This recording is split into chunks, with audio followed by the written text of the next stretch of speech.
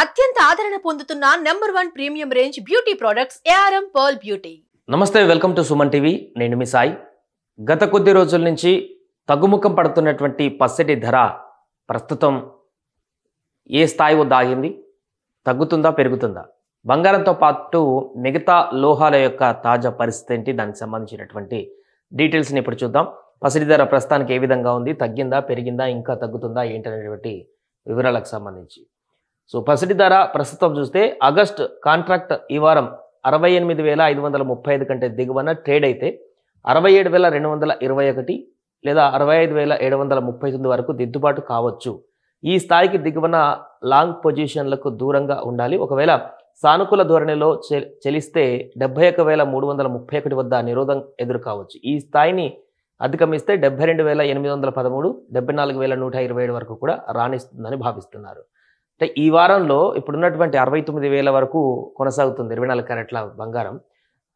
68,535 కంటే దిగువన ట్రేడ్ అయితే 67,221, 65,739 వరకు దిద్దుబాటు కావచ్చు అనేటువంటి చర్య. ఇదే క్రమమైనటువంటి తగ్గుదల కొనసాగితే ఇది 67,000 నుంచి 65,700 వరకు కూడా తగ్గేటువంటి అవకాశం ఉందనేటువంటి విశ్లేషణ ట్రేడ్ వర్గాల నుంచి మనకు కనిపిస్తుంది.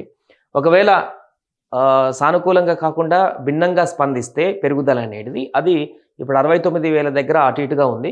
అది క్రమంగా 71,000 నుంచి 72,813 వరకు కూడా కావచ్చు. లేదా ఇంకా అలానే కొనసాగితే 74,127 వరకు కూడా వెళ్ళవచ్చు అనేటువంటి ఒక అంచనా వేస్తున్నారు. ఇది ఆగస్టు కాంట్రాక్ట్ ఈ వారం పసిడి ఈ వారంలో జరిగేటువంటి పరిణామాలకు సంబంధించినటువంటి అంచనాలను అయితే ఇస్తున్నారు.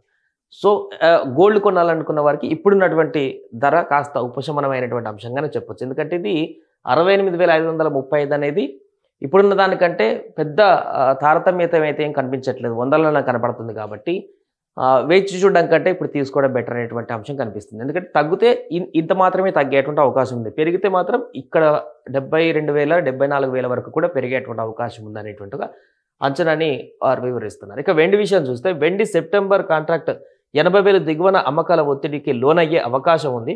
80,880 ఎగువన మాత్రమే కొనుగోళ్లకు మొగ్గు చూపడం మంచిదంటూ కూడా మంచి వ్యూహం అవుతుందంటూ కూడా మార్కెట్ విశ్లేషకులు చెప్తున్నటువంటి మరొక అంచనాగా చూడవచ్చు. ఇక రాగి లోహం గురించి మాట్లాడితే రాగి ఆగస్టు కాంట్రాక్ట్ 793 దిగువన కొంత బలహీనంగా కనిపిస్తుంది. ఈ స్థాయికి దిగువన మాత్రమే షార్ట్ సెల్ పొజిషన్లకు అట్టిపెట్టుకోవాలి. ఈ స్థాయిలో పైన కొత్తగా లాంగ్ పొజిషన్లు తీసుకోవడం మంచిదే. ఇక సీసం అయితే ఆగస్టు కాంట్రాక్ట్ 180.65 కంటే దిగువన చలించకుంటే సానుకూల ధోరణికి ఆస్కారం ఉంటుందంటూ కూడా చెప్తున్నారు. ఇది లోహానికి సంబంధించి. గత వారం కదలికలు ఇలా ఉన్నాయి. దీనికి సంబంధించి ఒకసారి చూద్దాం. అక్టోబర్ గత వారం కూడా ఏ రకంగా కొనసాగింది. ప్రారంభం 70,882 రూపాయల నుంచి ముగింపు గత వారంలో 89,850 వద్ద పసిడి 10 గ్రాముల పసిడి ధర కొనసాగింది. అంటే -0.33% క్షీణత కొనసాగింది గత వారంలో. వెండి కూడా 83,205 నుంచి 80,543, అంటే -3.20% క్షీణతలోనే కొనసాగుతున్నటువంటి పరిస్థితి. రాగి కూడా అంతే, 795.50 నుంచి 776.60, -2.38% తగ్గుదల కొనసాగుతుంది. లోహాలని మ్యాక్సిమం ఇక్కడ రాగి వరకు తగ్గుదల కొనసాగింది.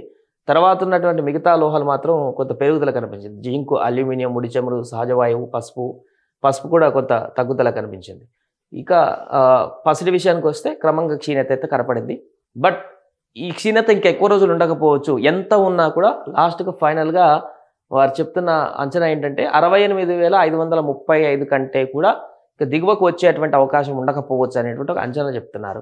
పెరిగితే మాత్రం ఇక క్రమంగా 72,000 నుంచి 74,000 వరకు కూడా పెరిగేటువంటి అవకాశం ఉందంటూ కూడా చెప్తున్నారు. సో బంగారం మీద ఇన్వెస్ట్ చేయాలనుకున్న వారు కానీ కొనాలనుకున్న వారు కానీ ఇది ఒక పర్ఫెక్ట్ సమయం. 69,000 దగ్గర ఉన్నటువంటి రౌండ్ ఫిగర్ని క్యాలిక్యులేట్ చేసుకొని అదే సమయాన్ని చూసి కొనుక్కున్నట్లయితే అది మంచి సమయంగా చెప్పవచ్చు.